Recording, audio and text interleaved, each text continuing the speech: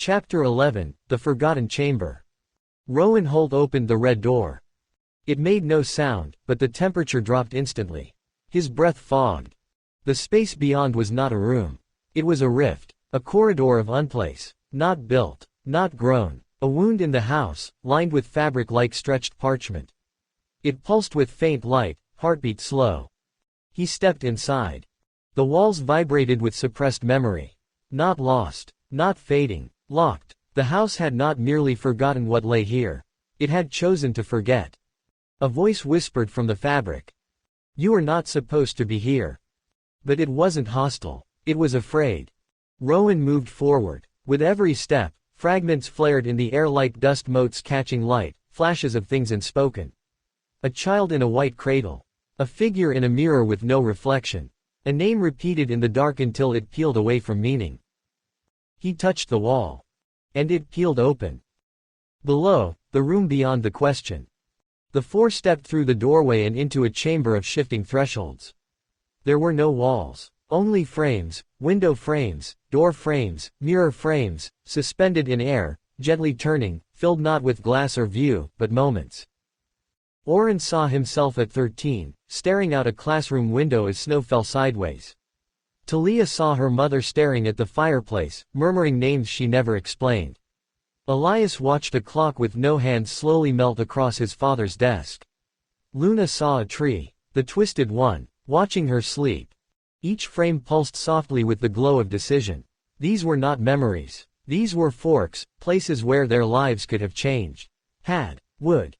And in the center of the room stood a fifth frame. Larger, newer, and empty. "Something's missing," Luna whispered. "Something's coming."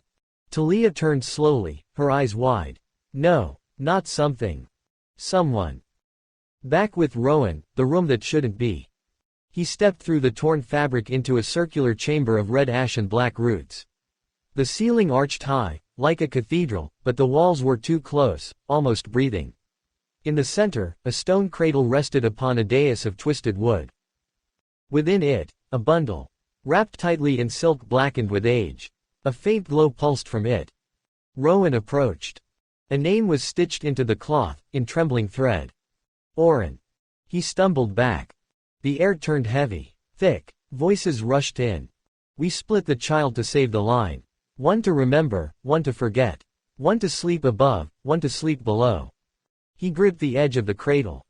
His vision blurred. In the corner of the room, a mirror cracked, and in its fractured face he saw four figures walking far below. One of them turned to look directly at him. Oren. And at the same time, Oren staggered. Below, fracture. Oren gasped, hand to chest. "I saw something. A cradle. My name." Talia turned pale. The cradle again. Elias backed toward the fifth frame. "We're not alone down here anymore." The fifth frame flared to life. The image inside. Rowan, standing in the red ash chamber, staring down at the swaddled form that bore Oren's name. The house screamed. Not aloud, but within the bones of itself. The frames spun wildly, scattering light. The walls shivered. And a voice, vast and mournful, rolled through every corridor of the house, from attic to root. The child was never meant to return. Back with Rowan. The bundle stirred. He reached down. His fingers brushed the ancient silk, and a memory not his own unfurled inside him. Running down a hallway that no longer exists. A firelight flickering across dozens of faces, all his. A voice whispering, "You will be the hinge, if you survive." The bundle began to unwind. And inside was not a child. Not a body. But a name, forged into shape. Tangled and warm, waiting. Rowan reached into it. And the moment he did. Below, all five. The fifth frame shattered. And Rowan stepped through it. He stumbled, blinking at the four who turned to meet him. Oren, Luna, Elias, Talia. Silence bloomed. Oren stared. I don't know, Rowan said. But the house did. 5 chairs now formed in the center of the room. Each pulsed with the breath of something ancient and unfinished. Above, the roots twisted deeper.